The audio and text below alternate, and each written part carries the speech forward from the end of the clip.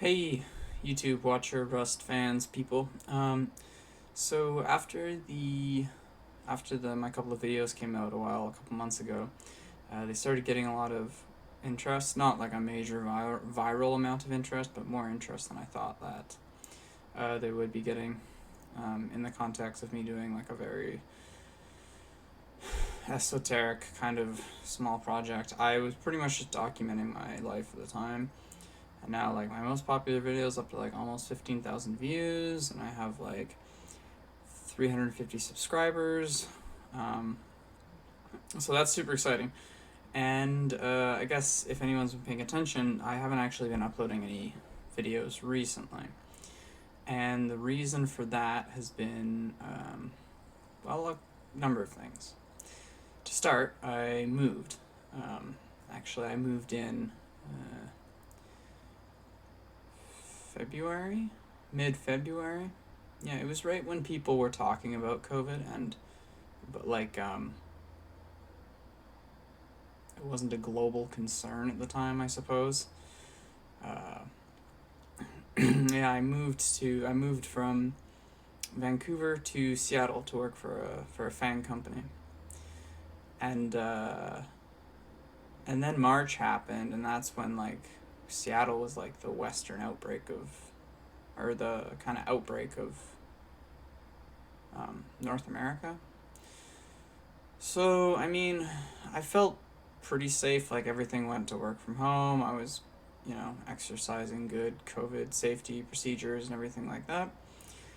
Um, and, and then at the same time, starting a new job.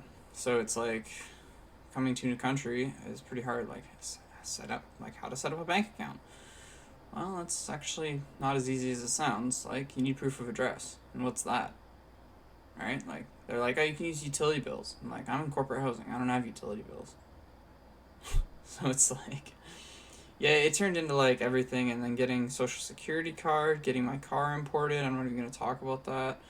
And then doing all of this during like a COVID outbreak was just, I'm not going to complain about it because other people obviously have it way worse than me. Like, ooh, look at me. Like, I have it so hard. No, I don't have it hard. But, at the time, I stopped making videos, I guess is my point. Um, and that was one of the reasons. Starting a new job, COVID-19 destroying the world, and the third reason being a stumbling block I got to in building realm.one. So I guess I'll give a little bit of an overview of what everything is. Maybe I'll put in the timeline, like if you're well versed on what the crazy shit that I'm building, just skip to this part or whatever. Some other YouTube people do that. But basically what I've been building for the past like 4 years of my life is called Worlds, and it's a distributed MMO. So what that means is so right now you have a server client N interaction. So you have one server, and then you have client 1, client 2, client 3, client 4, client N. And that's great, but clients are just players. It's just computers. They can't go to another server. You can't jump from World of Warcraft to Minecraft. And that's fine. That will exist indefinitely. But there's an economic way that you can make that possible and make it fair. And the way that you do that is to collateralize assets against fixed value. So what that means more specifically is taking an asset, digital asset. So this is just a string of letters and numbers. What's it called? Is it a sword? Is it a pile of gold? And then binding that to a cryptocurrency, and then storing that on chain. And then when you enter different games, the servers that the clients would originally connect to, and the clients can only connect to one, uh, they would now be able to, instead of using their traditional database, they would be able to look on chain and say, throw their database in the garbage and say, what's the ground truth for the entire universe? Well, just look on chain, and then all the servers are looking on chain, blah, blah, blah, and there, like, it's just get all the data, and then you have interoperability, you have provably fairness, because those assets are bounded against wealth, and that wealth cannot be artificially created because of the other rules of blockchain where you have a set max supply, etc., etc., etc.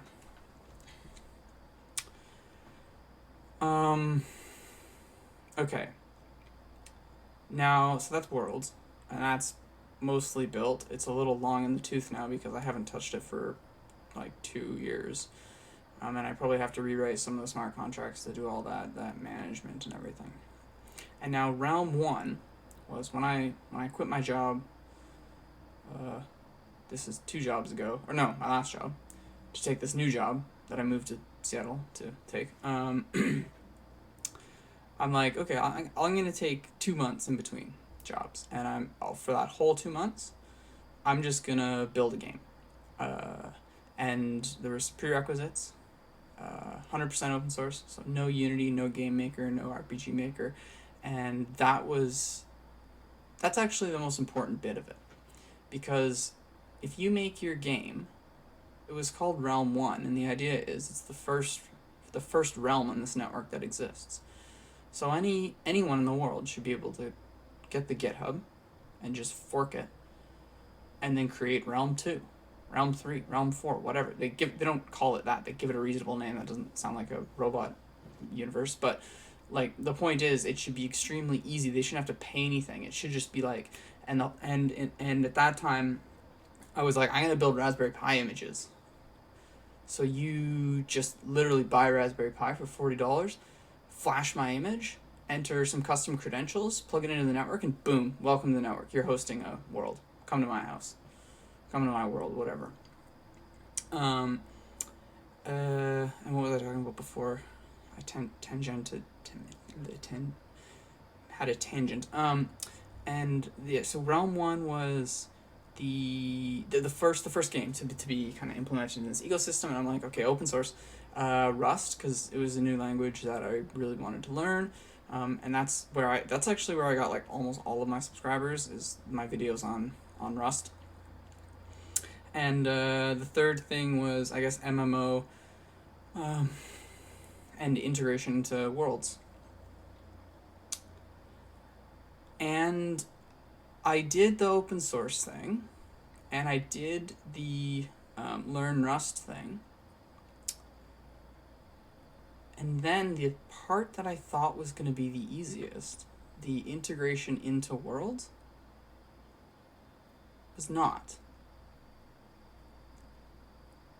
And that's a problem.